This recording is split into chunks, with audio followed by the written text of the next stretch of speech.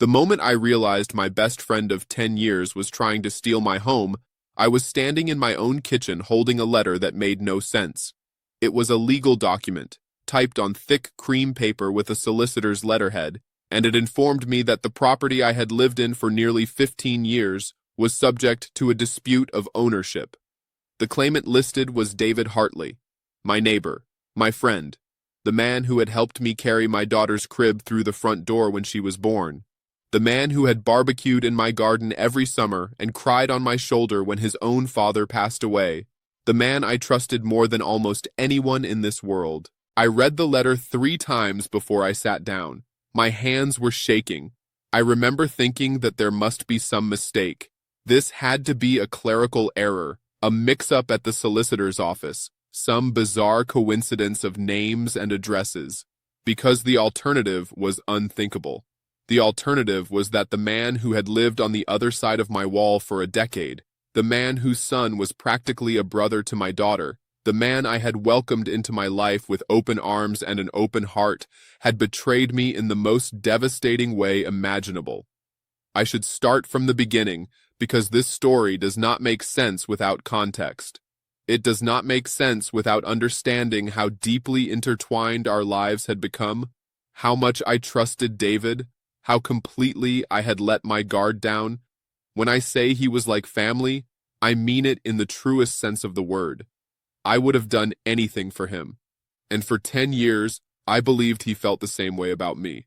My name is Michael Turner. I am 44 years old, and I have worked as an electrician my entire adult life. It is not glamorous work, but it is honest, and it has allowed me to provide for my family in a way that makes me proud. I bought my house in Willow Lane in the suburbs of Manchester when I was 29 years old. It was a modest, semi-detached home with 3 bedrooms, a small garden, and a driveway just big enough for 1 car. It was not luxurious, but it was mine. I had saved for years to afford the deposit, and when I signed the mortgage papers, I felt like I had accomplished something real, something permanent, something no one could take away from me. My wife Sarah and I moved in together, and 2 years later, our daughter Emma was born. She was the light of our lives from the moment she entered the world. I remember the day we brought her home from the hospital, how small she looked in her car seat, how the sunlight caught her wispy hair as I carried her through the front door. I promised myself that day that I would give her everything. I would protect her. I would build a life for her that was stable and safe and filled with love. The Hartleys moved in next door when Emma was 2 years old. I remember the moving truck pulling up on a Saturday morning, the sound of furniture being unloaded, the chaos of boxes and bubble wrap spilling onto the pavement. David was the first one I met. He walked over to introduce himself while I was washing my car, a broad smile on his face and his hand extended. He was tall and confident, with the kind of easy charisma that made you feel like you had known him for years within minutes of meeting him. He told me he was a financial advisor, that he and his wife Caroline had just relocated from London, that they had a son named Jake who was 3 years old. He asked about the neighborhood, about the schools, about where to get a decent pint nearby. By the end of that conversation, I had invited him over for a barbecue the following weekend. That was how it started. That first barbecue turned into a tradition. Every other weekend in the summer, we would gather in one of our gardens, the adults drinking beer and wine while the children played on the grass. Emma and Jake became inseparable. They were only a year apart in age, and they grew up together in the way that neighbors do, running back and forth between our houses, riding their bikes up and down the street, building forts in the bushes that lined our shared fence. Watching them together made me happy in a way I cannot fully describe. I had always wanted Emma to have a sibling, but circumstances had made that impossible. Jake filled that gap. He was the brother she never had. The years passed quickly, the way they do when you are not paying attention. Emma started primary school, then secondary school. She grew from a toddler into a young girl, and then into a teenager. Jake grew alongside her, tall and gangly and awkward in the way that teenage boys often are. Our families celebrated holidays together. We spent Christmas Eve at the Hartleys' house every year, drinking mulled wine and exchanging presents while the children watched films in the living room. We went on holiday together twice, once to Cornwall and once to the Lake District. We helped each other through difficult times. When Sarah's mother passed away, Caroline organized meals for our family for 2 weeks straight. When David's father died, I drove him to the funeral and sat beside him in the church while he wept. I am telling you all of this because I need you to understand how real this friendship felt. I need you to understand that I am not naive or foolish or easily deceived. I am a careful man. I have always been a careful man. But David was good at what he did. He was patient. He played the long game. And by the time I realized what he was doing, he had already positioned himself perfectly to take everything from me. The trouble began about 2 years ago, though I did not recognize it as trouble at the time. My work had slowed down considerably. The company I had worked for since my 20s had been struggling for a while, losing contracts to larger firms, failing to adapt to changes in the industry. Eventually, they went under. I was made redundant along with everyone else, and at 42 years old, I found myself unemployed for the first time in my adult life. I tried to stay calm. I had some savings. I had skills. I would find another job soon. But the weeks turned into months, and the months started to pile up, and before I knew it, I was struggling. The mortgage payments were due every month whether I had income or not. The bills kept coming. Emma was 16 and needed things for school, new clothes, fees for trips and activities. I started dipping into our savings. Then I started draining them. Sarah picked up extra hours at the school where she worked, but it was not enough. We were falling behind. I could feel the weight of it pressing down on me every single day. I started having trouble sleeping. I would lie awake at night, staring at the ceiling, calculating how long we could survive before we lost everything. The stress was eating me alive. David noticed, of course. We were close enough that he could see something was wrong. One evening, he invited me over for a drink after the kids had gone to bed. We sat in his kitchen and he asked me directly how I was doing. I did not want to admit the truth. I was embarrassed, I was ashamed, but David had a way of making you feel comfortable. He told me he understood. He told me that everyone went through difficult times. He told me that he wanted to help. That was when he made the offer. He said he had been doing well in his business. He had clients all over the country now, investments that were performing strongly. He had more money than he knew what to do with. He said it pained him to watch me struggle when he had the means to help. He offered to lend me £50,000, no interest, no formal repayment schedule, just one friend helping another until I could get back on my feet. I refused at first. I told him it was too much. I told him I could not accept that kind of money from anyone, let alone a friend. But David was persistent. He said he would be offended if I did not take it. He said that our friendship was worth more than any amount of money. He said that he trusted me completely, that he knew I would pay him back when I could, and that he wanted to do this for me, for Emma, for our families. Eventually, I gave in. I was desperate. The alternative was losing my home, and I could not face that. I could not face telling Sarah and Emma that I had failed them so completely. So I accepted David's offer. He transferred the money into my account within days, and just like that, I could breathe again. The mortgage was caught up. The bills were paid. I had time to find a new job without the constant terror of imminent collapse hanging over my head. I was so grateful. So incredibly grateful. I remember shaking David's hand and telling him that I would never forget what he had done for me. I remember the look on his face, the warm smile, the humble shrug. He told me it was nothing. He told me that family takes care of family.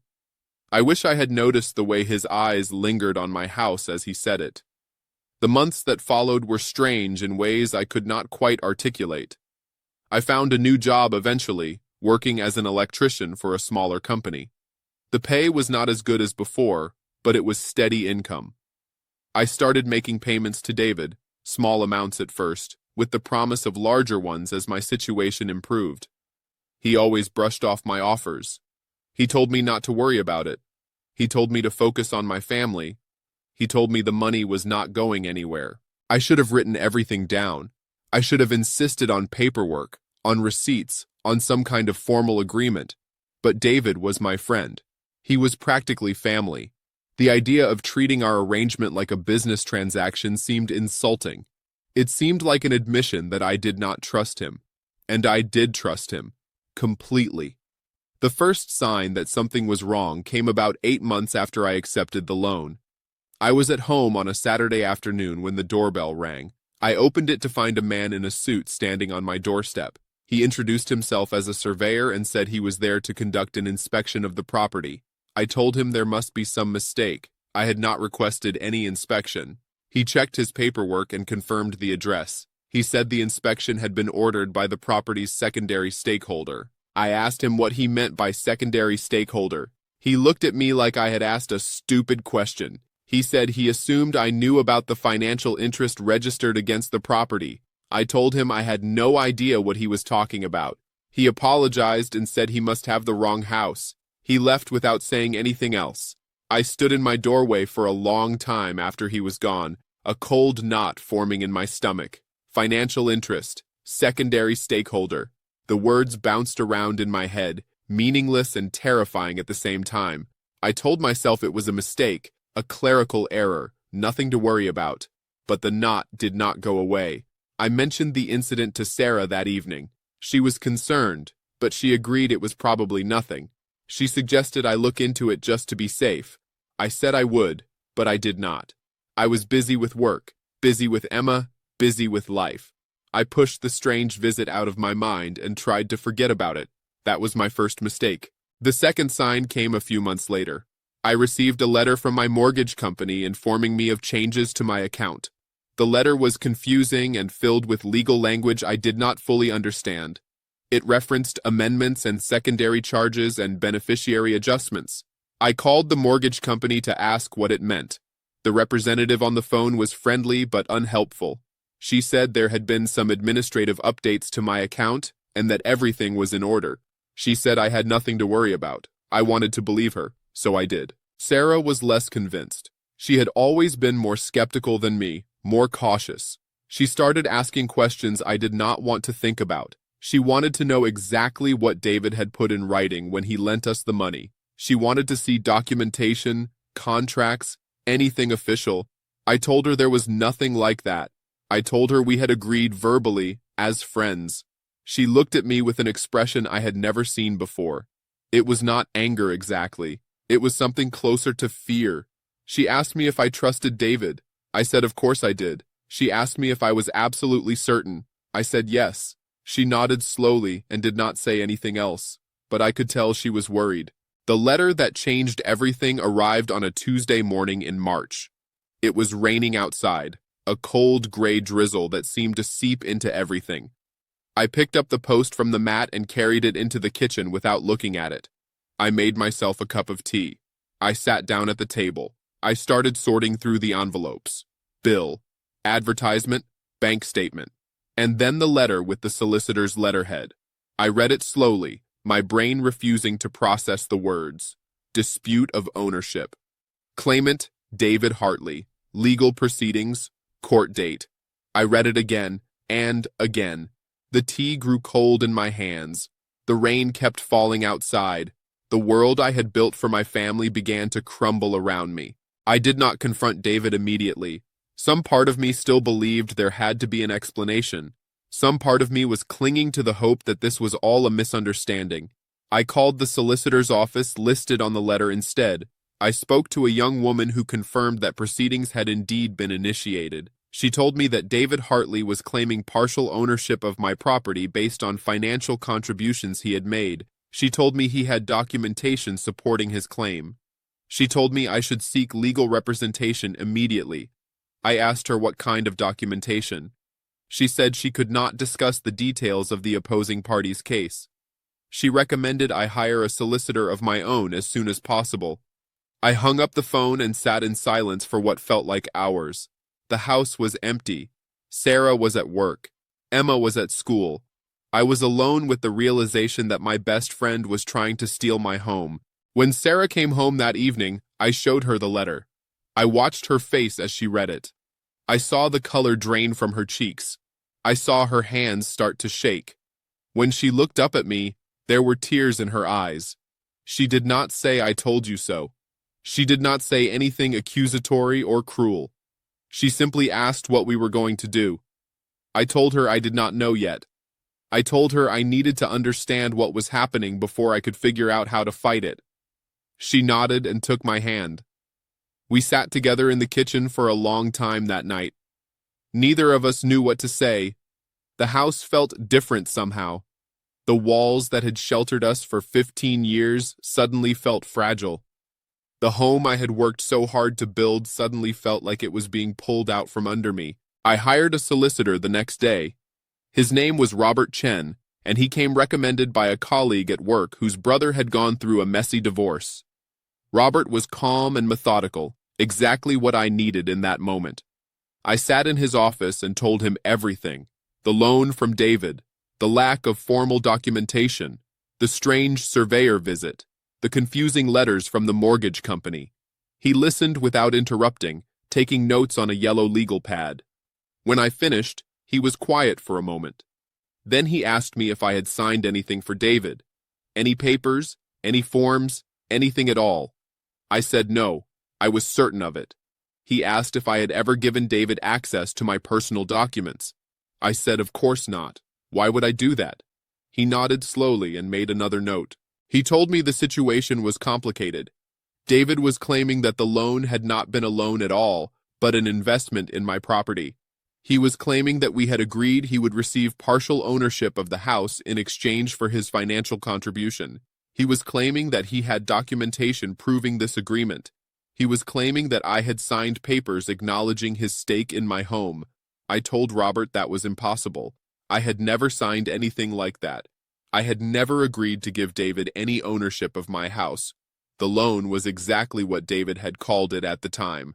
A loan, nothing more. Robert looked at me with a serious expression. He asked if it was possible I had signed something without fully understanding what it was.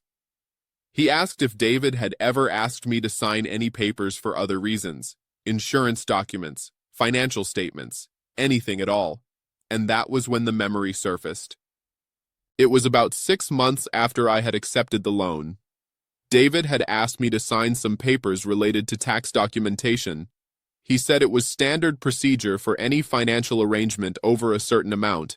He said his accountant needed it for record-keeping purposes. The papers were confusing, filled with legal language and long paragraphs of small print. I had asked David if I needed to read them carefully. He had laughed and said it was just bureaucratic nonsense, nothing important. He had pointed to the signature lines and told me where to sign. I had trusted him. I had signed. I told Robert about this, and I watched his expression shift. He did not say anything for a moment. Then he asked if I had kept copies of those papers. I said no. David had taken them with him. Robert made another note and told me we would need to see exactly what I had signed. He warned me that if David had tricked me into signing documents that transferred ownership rights, proving fraud would be difficult. Not impossible, but difficult. I left his office feeling sick to my stomach. The walk to my car felt like it took forever. I sat behind the wheel for 20 minutes before I felt steady enough to drive. The man I had considered my closest friend had apparently been planning this for a long time. He had waited until I was vulnerable. He had offered help with one hand while preparing to destroy me with the other, and I had made it easy for him. That evening, I stood at my kitchen window and stared at the Hartley house next door. The lights were on. I could see shadows moving behind the curtains. David was in there, living his life, probably confident that his plan was working perfectly. He had no idea that I knew what he was doing. He had no idea that I was already fighting back. Sarah came to stand beside me. She followed my gaze to the house next door. She asked if I was going to confront him. I said no, not yet. I needed to gather evidence first. I needed to understand exactly what he had done and how he had done it. I needed to build my case before I showed my hand. She nodded and put her arm around my waist. She told me we would get through this. She told me we would find a way. I wanted to believe her. I needed to believe her.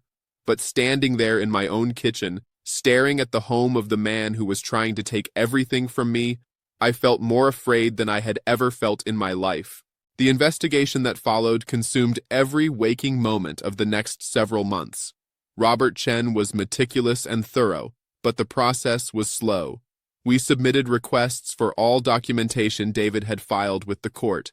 We combed through every piece of paper, looking for inconsistencies, looking for proof of fraud. What we found was chilling in its sophistication. David had created an elaborate paper trail. He had forged documents that appeared to show a formal agreement between us, one in which I had acknowledged his ownership stake in my property in exchange for his financial contribution.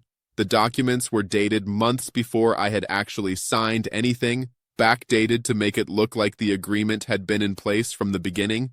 My signature appeared on papers I had never seen before, papers that gave David rights to my home that I had never intended to grant. Robert explained that the forgeries were sophisticated, but not perfect. There were inconsistencies in the timestamps, irregularities in the witness signatures, small details that did not quite add up. He believed we could prove the documents were fraudulent, but it would take time and money. Court cases like this could drag on for years. Legal fees would pile up. There was no guarantee of the outcome. I asked him what my options were. He said I could settle with David, negotiate some kind of compromise that would end the dispute without going to trial, or I could fight, take the case all the way through the courts, and hope that the truth would be enough to win. I told him I wanted to fight.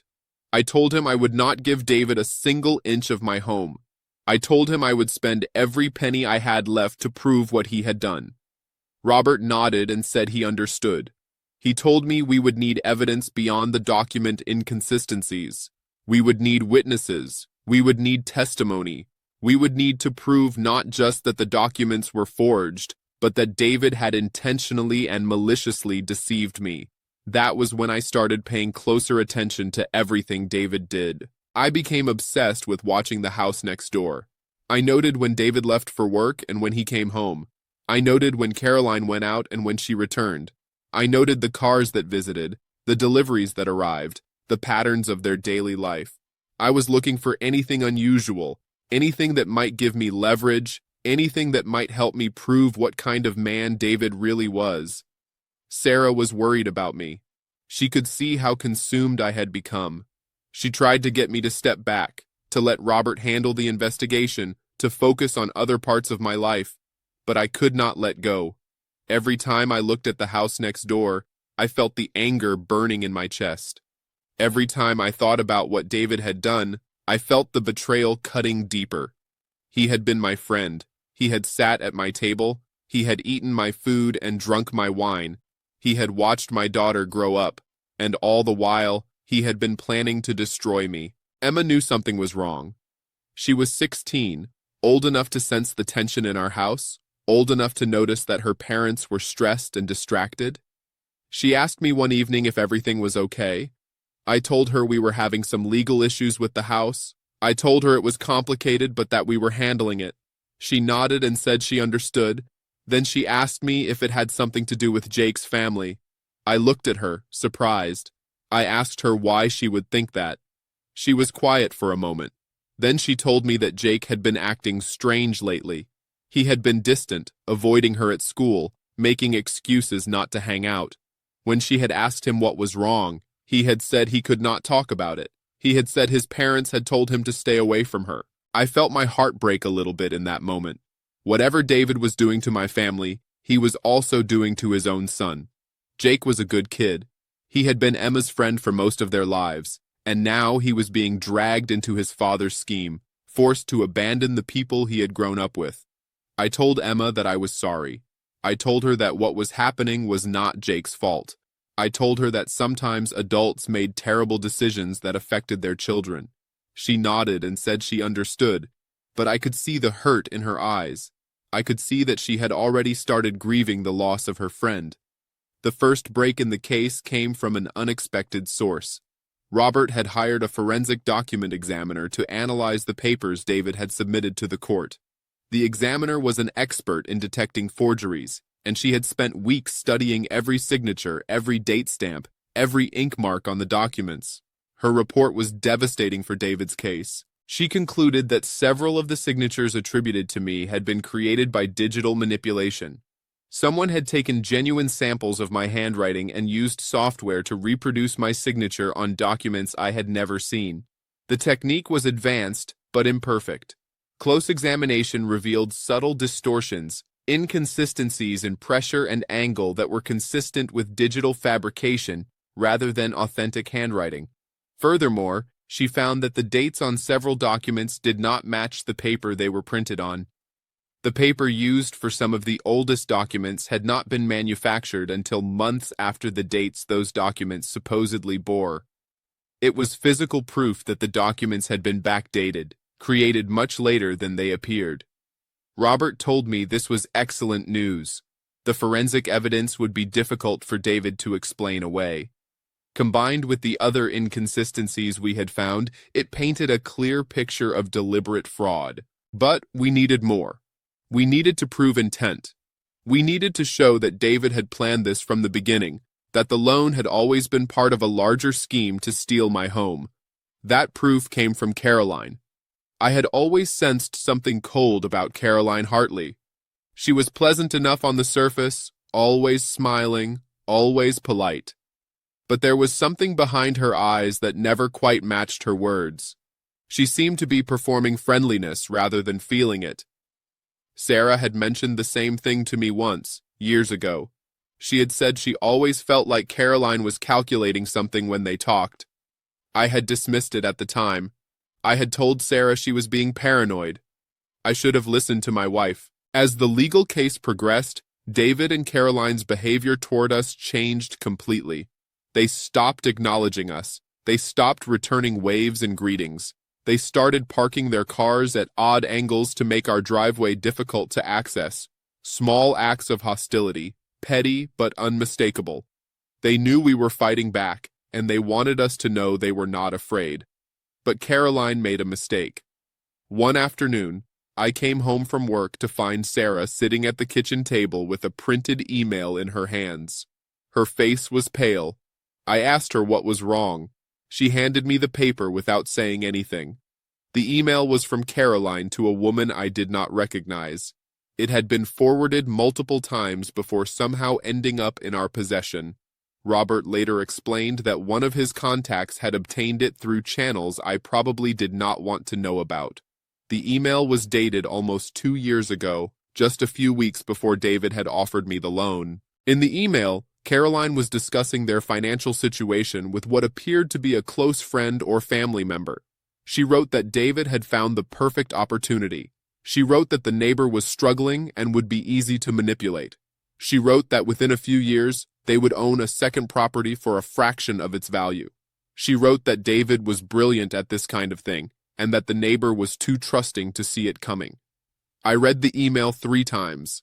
My hands were shaking. Here was proof that the entire thing had been planned from the beginning. Here was proof that David had never intended to help me. He had targeted me specifically because I was vulnerable. He had calculated exactly how to exploit my desperation. Robert was ecstatic when I showed him the email. He said it was exactly what we needed.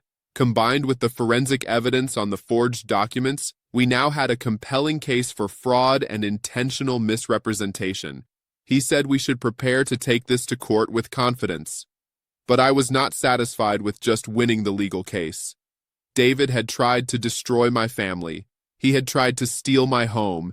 He had betrayed a decade of friendship. And he had done it with the full knowledge and assistance of his wife. Winning in court would be justice, but it would not be enough. I wanted him to feel what I had felt. I wanted him to experience the fear and uncertainty and despair that he had inflicted on me. I wanted revenge. I started investigating David's financial business. This was more difficult than examining the documents related to my own case. David was a financial advisor, and his business dealings were complex and largely private. But I had learned to be patient. I had learned to watch and wait. And I had learned that people who are willing to commit fraud once are usually willing to commit it more than once. I started by talking to people who knew David professionally. I reached out to former clients whose names I found through various means. Some of them were difficult to track down. Some of them did not want to talk. But a few of them were willing to share their experiences. What I learned was disturbing. David had a pattern. He targeted people who were in difficult financial situations. He offered them help, loans, investments that seemed too good to be true. He built their trust over time, and then, when they were most vulnerable, he extracted as much value from them as possible. Sometimes it was money, sometimes it was property, sometimes it was both. He used legal loopholes, forged documents, and outright fraud to take what he wanted. I was not his first victim. I was just his nearest one. One former client told me that David had convinced her elderly mother to invest her entire pension in a scheme that turned out to be worthless. The mother had died shortly after losing everything, and the daughter believed the stress had contributed to her death. Another former client told me that David had manipulated him into signing over the deed to a rental property he owned, claiming it was necessary for tax purposes. By the time he realized what had happened, the property had been sold and the money had vanished. I compiled everything I learned into a file. I shared it with Robert. He reviewed it carefully and told me that some of these cases might have merit for legal action of their own. He suggested that I connect the former victims with each other, that together they might be able to build a pattern of behavior that would be devastating for David in court. I did exactly that. I created a network of people who had been wronged by David Hartley. I facilitated communication between them. I shared the evidence I had gathered and encouraged them to share their own. Within a few months, we had assembled a case file that went far beyond my own property dispute. We had documented years of fraud, manipulation, and theft. David was not just a man who had betrayed his friend. He was a serial predator who had spent his entire career exploiting vulnerable people. Robert presented this evidence to the opposing counsel in our case. He made it clear that if David did not withdraw his claim to my property immediately, we would not only fight him in court on the forgery charges, we would also file a comprehensive complaint with the Financial Conduct Authority detailing his pattern of misconduct. We would report him to the police for fraud. We would share our findings with every media outlet that would listen. David's response was silence. For weeks, we heard nothing. Robert warned me that he might be preparing a counterattack, some new strategy to undermine our case. I braced myself for whatever came next. But what came next was not a legal maneuver. It was something far more personal. Late one evening, I answered a knock at my door to find Jake Hartley standing on my doorstep. He was alone. He looked terrible. His eyes were red and his clothes were disheveled. He asked if he could come in and talk to me. I hesitated. The boy was 17 years old.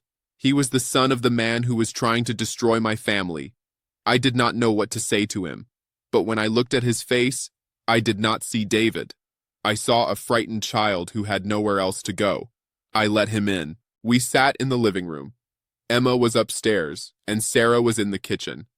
I could hear her moving around, aware that something was happening but giving us space. Jake sat on the edge of the sofa, his hands clasped between his knees, and he told me everything. He told me that he had overheard his parents fighting about the case. He had heard his father admit that the documents were forged. He had heard his mother reassure David that there was no way anyone would find out. He had realized that everything his parents had told him about the situation was a lie. They had told him that I owed them money. They had told him that I was the one trying to cheat them. They had told him that I was not to be trusted and that he needed to stay away from Emma for his own safety. But Jake had not believed them. He knew me. He had known me his entire life. He knew I was not the kind of person who cheated anyone. He had started to suspect the truth, and his suspicions had driven him to investigate on his own. He had looked through his father's files. He had found the forged documents. He had found emails between his parents discussing their plans. He had found records of other people they had defrauded. He was crying as he told me this. He said he was sorry. He said he did not know what to do. He said he loved his parents, but he could not pretend he did not know what they had done. He asked me if I would forgive him. He asked me if Emma would still be his friend. I did not know how to answer him. This boy had done nothing wrong. He was a victim too, manipulated by his own parents, forced to choose between his family and the truth. I put my hand on his shoulder and told him it was not his fault. I told him he was brave for coming to me. I told him that whatever happened next, he would always be welcome in our home. Sarah appeared in the doorway. She had heard everything. She came and sat beside Jake, and she held his hand while he continued to cry. Emma came downstairs, drawn by the sound of voices. When she saw Jake, her face softened. She sat on his other side and put her arm around him. For a moment, watching these two teenagers comfort each other despite everything their parents had put between them, I felt something like hope. Jake agreed to testify. He agreed to share what he knew about his father's activities. He agreed to provide the documents he had found. It was an unimaginably difficult decision for a 17-year-old boy to make. He was choosing truth over loyalty, justice over family. I admired his courage more than I could express. The trial took place 6 months later. Those months were brutal. David and Caroline's hostility intensified. They made our lives difficult in every way they could. They complained to the council about our property. They had trees on their side trimmed in ways that cast ugly shadows across our garden. They told other neighbors lies about us, trying to turn our community against us. Some people believed them. Others saw through the manipulation. We learned who our real friends were during that time. The trial itself was both exhausting and cathartic. Robert presented our evidence methodically. The forensic document examiner testified about the forged signatures. The former clients testified about David's pattern of fraud, and Jake testified about what he had seen and heard in his own home. David's defense was weak. His lawyers tried to argue that the documents were genuine, that there had been a legitimate agreement between us, but the evidence was overwhelming. The jury did not take long to reach their verdict. David Hartley was found liable for fraud, forgery, and intentional misrepresentation. His claim to my property was dismissed entirely. He was ordered to pay my legal fees plus additional damages. Criminal charges were referred to the Crown Prosecution Service for further action. Caroline was named as a co-conspirator. She faced her own legal consequences. The other victims who had come forward saw their cases reopened. Several of them received settlements. David's business was shut down. His professional licenses were revoked. His reputation was destroyed. I stood outside the courthouse after the verdict was announced, and for the first time in nearly 2 years, I felt like I could breathe. The weight that had been pressing down on me for so long finally lifted. I had won. I had exposed the truth. I had protected my home and my family.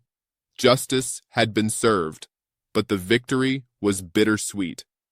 Jake did not go home with his parents that day. He had already arranged to stay with a relative in another city, someone who had distanced themselves from David years ago. He hugged Emma goodbye on the courthouse steps, and I watched my daughter cry as her childhood friend walked away. The Hartley house next door went up for sale a few weeks later. David and Caroline had to liquidate assets to pay their legal judgments. I do not know where they went. I do not care. But every time I look at that house now, I think about the family that used to live there. I think about the barbecues and the holidays and the years of shared memories. I think about how completely I trusted them, and I think about how thoroughly that trust was betrayed. Emma still talks to Jake sometimes. They text occasionally, careful messages that dance around the impossible situation they have been put in. She misses him. She probably always will. Their friendship was a casualty of their parents' choices, innocent collateral damage in a war they never asked to be part of. Sarah and I are still together. We are stronger now than we were before. There is something about surviving a crisis that either destroys a relationship or forges it into something unbreakable. We chose to be unbreakable. We chose each other. My home is still my home. The walls that shelter my family are still standing. No one can take that away from us now. I have the paperwork to prove it. Proper paperwork this time. Documented, protected, safe. I learned something through all of this. I learned that trust is a gift, and some people do not deserve it. I learned that the people closest to you can hurt you the most. I learned that betrayal can come from the most unexpected places. But I also learned that truth has power. I learned that courage matters. I learned that standing up for yourself, even when it is terrifying, even when the odds seem impossible, is always worth it. David Hartley tried to take everything from me. He tried to exploit my vulnerability, steal my home, and destroy my family. He failed. He failed because I refused to give up. He failed because I had people who loved me and believed in me. He failed because in the end, the truth was stronger than his lies. I do not know what the future holds. I do not know if I will ever fully trust a friend again the way I trusted David. Some wounds leave scars that never completely heal. But I know that I am still here. My family is still here. My home is still here. And David Hartley, wherever he is now, has to live with what he did. He has to live with the consequences of his choices. He has to wake up every morning knowing that he destroyed his own family for greed, that his son chose justice over loyalty to him, that everyone who ever trusted him eventually learned the truth about who he really was. That is not karma. That is not some mystical force punishing him for his sins. That is simply the natural consequence of a life built on lies. Eventually, the lies collapse. Eventually, the truth comes out. Eventually, everything you tried to take is stripped away from you. I sleep well at night now. I know who I am. I know what I stand for. I know that when I was tested, I chose to fight for what was right, and I won.